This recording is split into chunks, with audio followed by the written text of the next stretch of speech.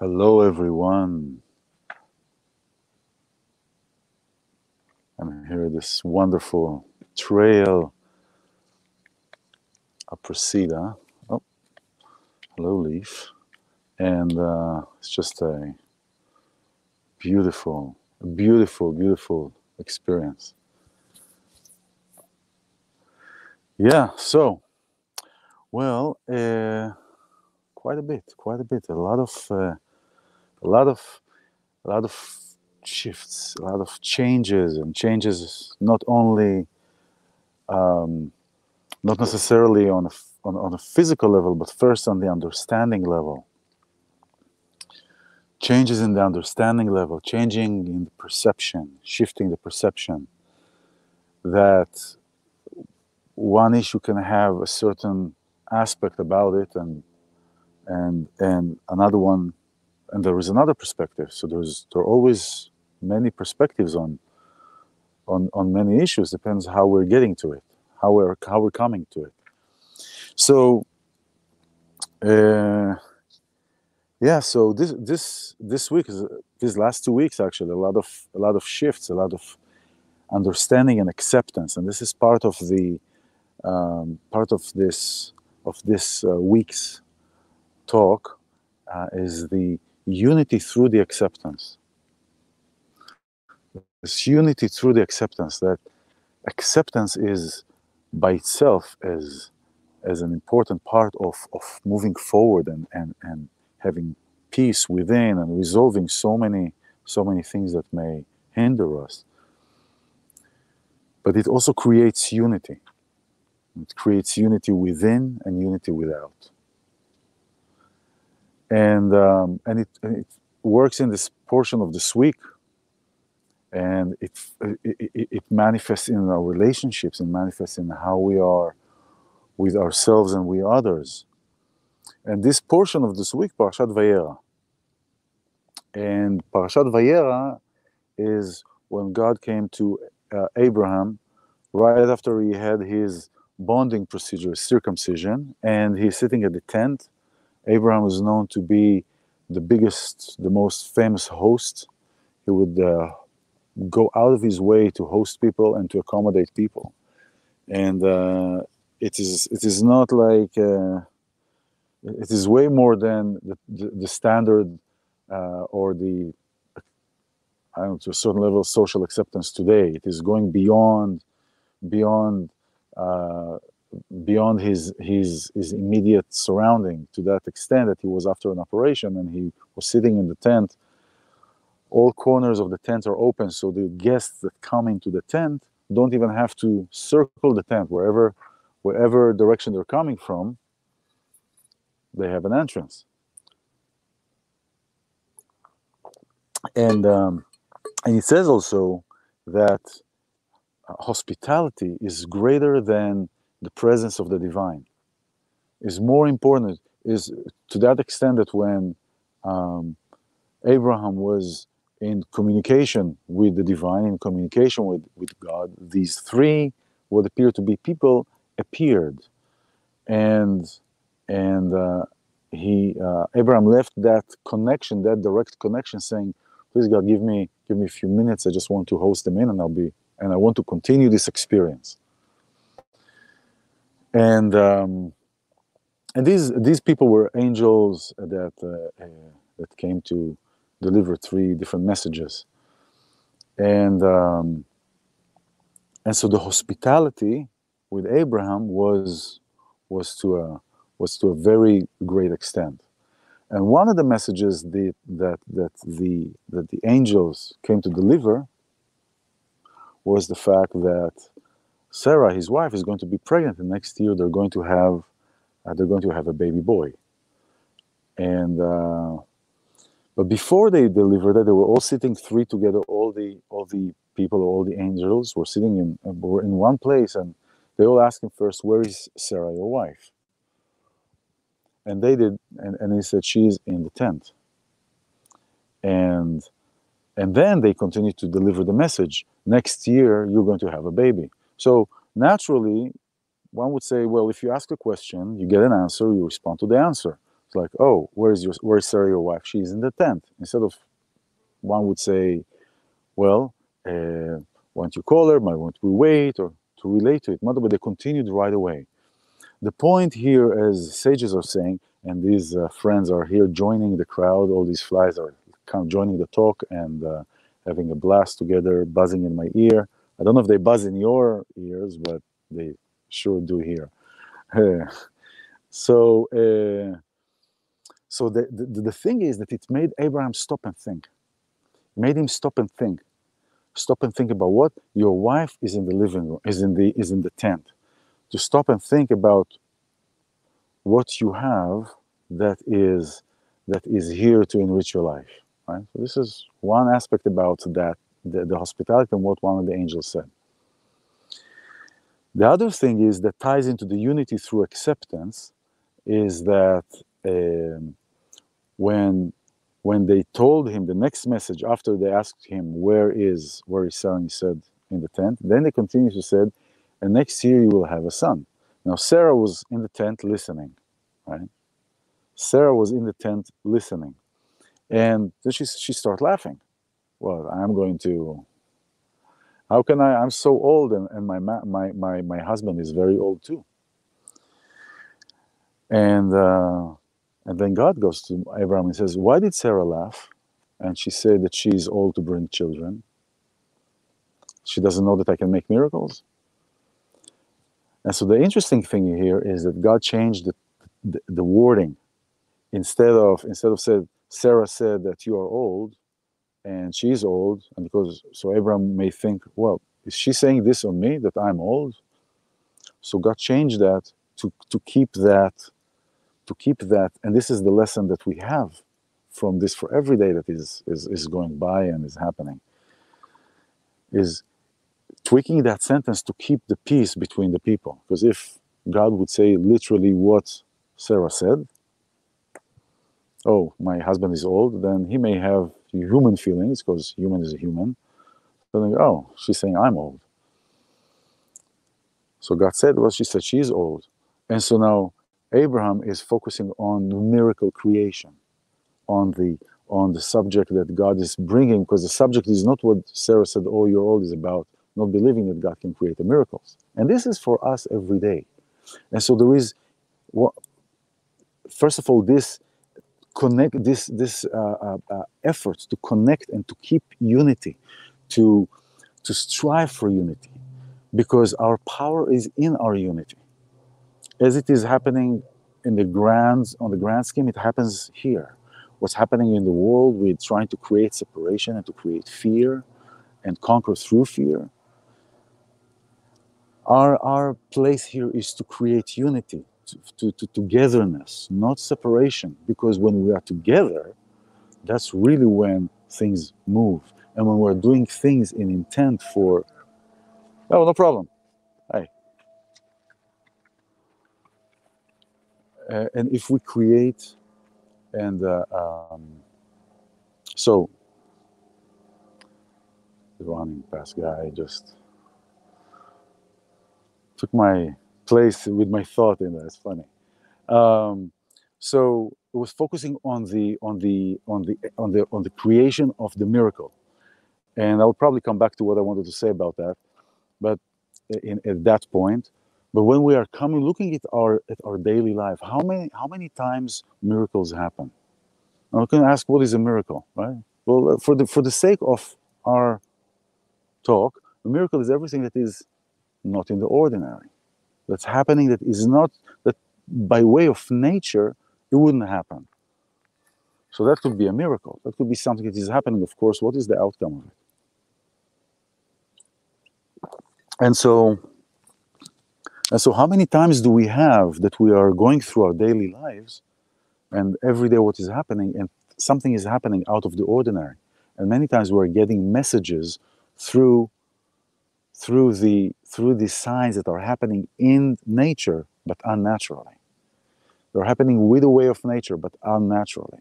Like we're talking and we're saying, and you're hearing something, and somebody's telling you something, maybe something from a place, whatever kind of relationship you have, but telling you something that is truth, and and applies to you. You may receive a sound, you may receive a dog bark, you may receive something that is a text right after that word. Those are signs that we get through our physical, through our nature, but in an unnatural occurrence. So it is happening particularly at this moment in time that something needs to happen, needs to be said.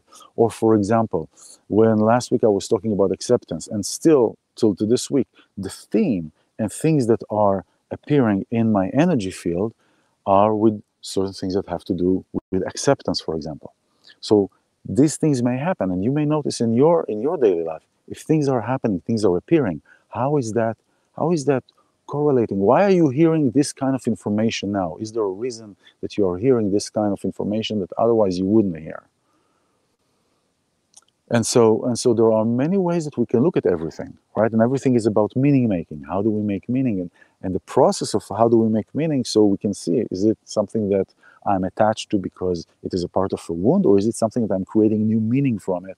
And I want to see the structure and the way that I went about it. Maybe there is a way, and there are ways to create these healthy connections, healthy relations, healthy understandings. And acceptance is a crucial, I feel, is a crucial state, a crucial place in being in unity, not just with outside, but especially within.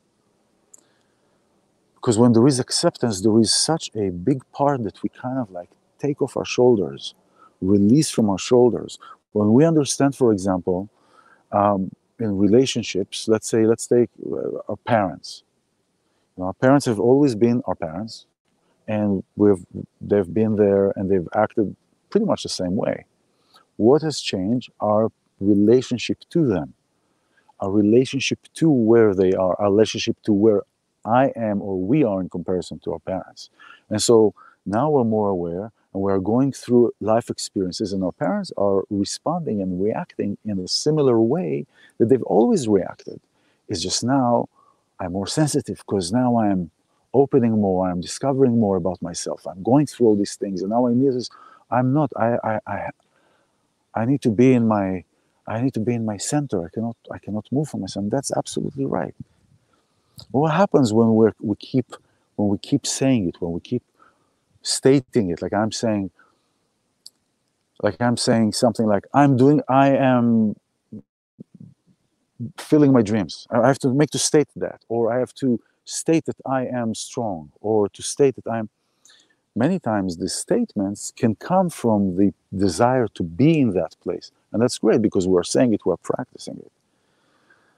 And so the difference between a soldier and a warrior, a soldier will run around, how does that sit with me? Oh, I don't agree that this person talks to me like this. This person has to apologize. Or I don't know how is this person. I have to put fires off, kind of thing.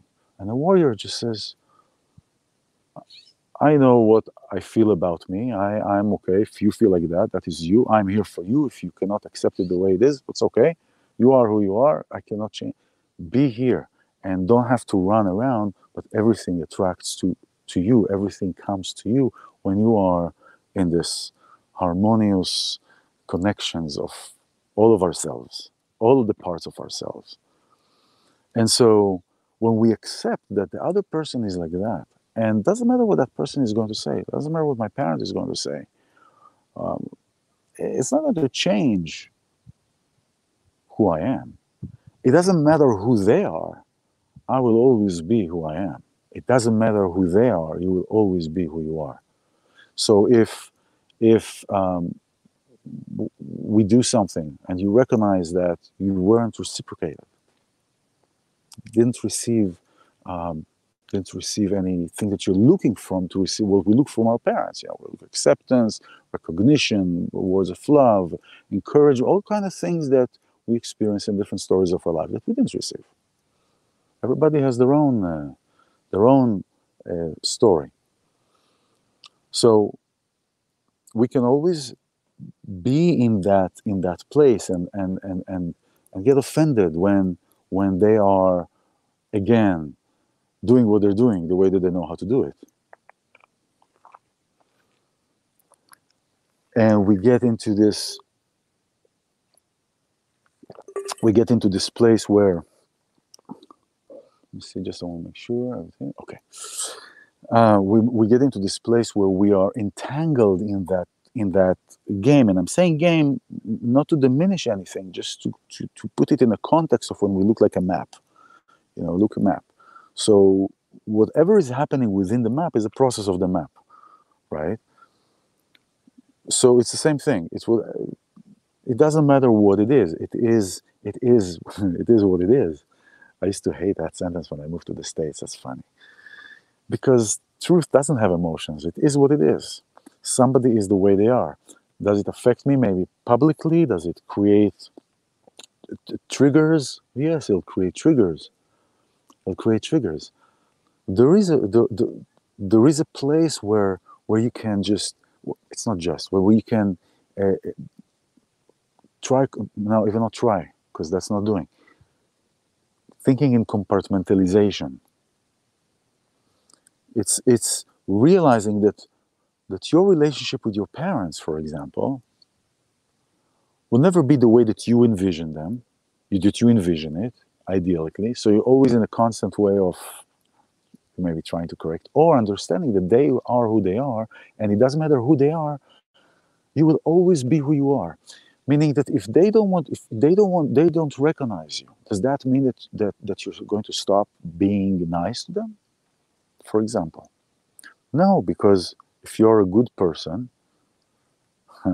you are going to be good regardless of what that person does, right? So your goodness is not contingent on how they are. Maybe the closeness, maybe the amount of, but it's all very it's all organizing priorities.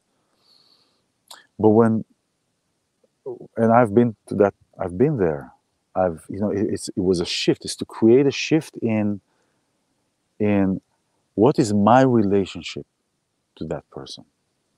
So it's the same thing. What is our relationship? And when we tone down the expectations, because when we have expectations, it's automatically going to be most of the time not met, and then we are in that swirl of that event, of that situation. It has to do only with that particular event in the scheme of the big game, of the big map. And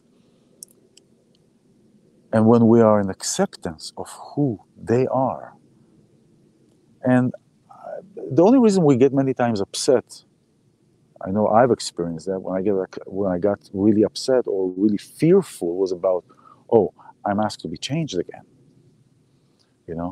and that is a part of my thing from the past. We all have different reasons. This is a trigger, so it's a trigger that triggers us to a certain place.